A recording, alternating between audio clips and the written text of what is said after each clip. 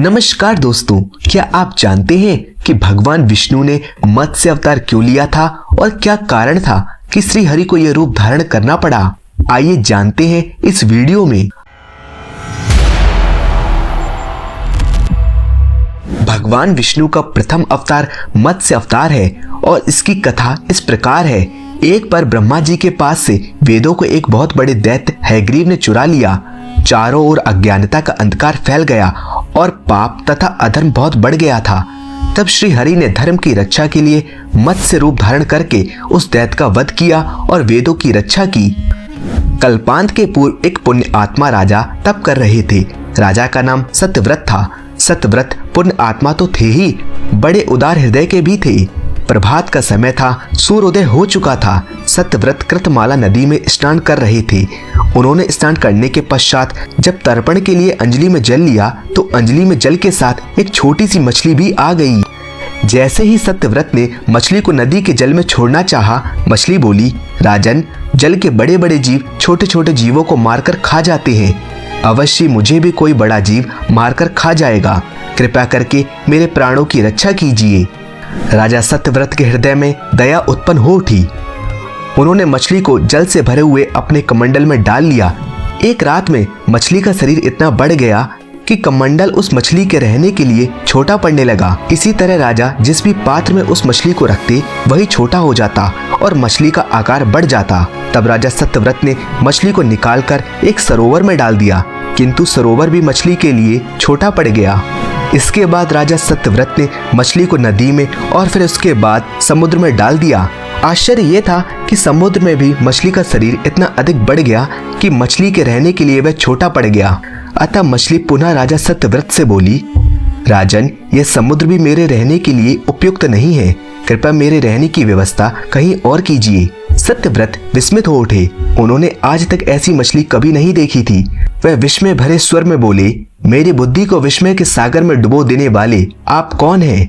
आपका शरीर जिस गति से प्रतिदिन बढ़ता है उसे दृष्टि में रखते हुए बिना किसी संदेह के कहा जा सकता है कि आप अवश्य परमात्मा हैं। अगर यह बात सत्य है तो कृपया करके बताइए कि आपने मत्स्य का रूप क्यों धारण किया है? वे तो श्री हरि ही थे। मत्स्य रूपधारी श्री हरि ने उत्तर दिया, राजन, एक दैत्य ने वेदों को चुरा लिया है। जगत में चारों ओर अज्ञान और अधर्म का अंधकार फैला हुआ है। मैंने हैग्रीव को मारने के लिए ही मत्स्य का रूप धारण किया है। आज से 7वें दिन सारी पृथ्वी जल में डूब जाएगी। जल के अतिरिक्त कहीं कुछ भी नहीं होगा। तब आपके पास एक नाव पहुंचेगी।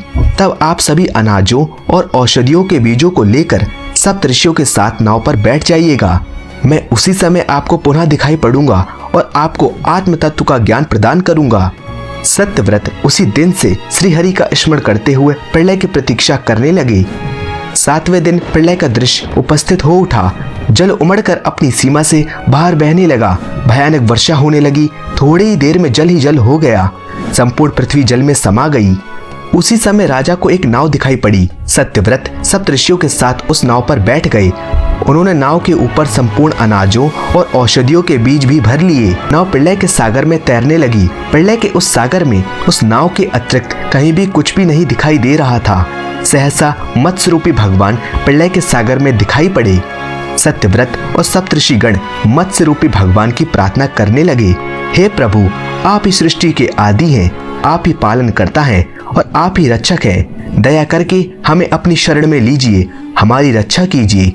सत्यव्रत और सप्तऋषियों की प्रार्थना पर मत्स्य रूपी भगवान श्री हरि प्रसन्न हो उठे और उन्होंने अपने वचन के अनुसार सत्यव्रत को आत्मज्ञान प्रदान किया और बताया, सभी प्राणियों में मैं ही निवास करता हूँ। न कोई ऊंच है न नीच, सभी प्राणी एक समान है। जगत निश्वर है। निश्वर जगत में मेरे अतिरिक्त कहीं कुछ भी नहीं है। जो प्राणी मुझे सम्य देखता हुआ अपना जीवन व्यतीत करता है वे अंत में मुझसे ही मिल जाता है। मत्स्य रूपी भगवान से आत्मज्ञान पाकर राजा सत्यव्रत का जीवन धन्य हो उठा। वे जीते ही जी जीवन मुक्त हो गए। प्रलय का प्रकोप शांत होने पर मत्स्य रूपी भगवान श्री हरि ने उस दैत्य को मारकर उससे वेद छीन लिए और भगवान ने ब्रह्मा जी को पुनः वेद दे दिए। तो दोस्तों, आशा करते हैं आज की वीडियो आपको पसंद आई होगी। जल्दी मिलेंगे एक और ऐसी वीडियो के साथ। तब तक के लिए जय श्री हरि।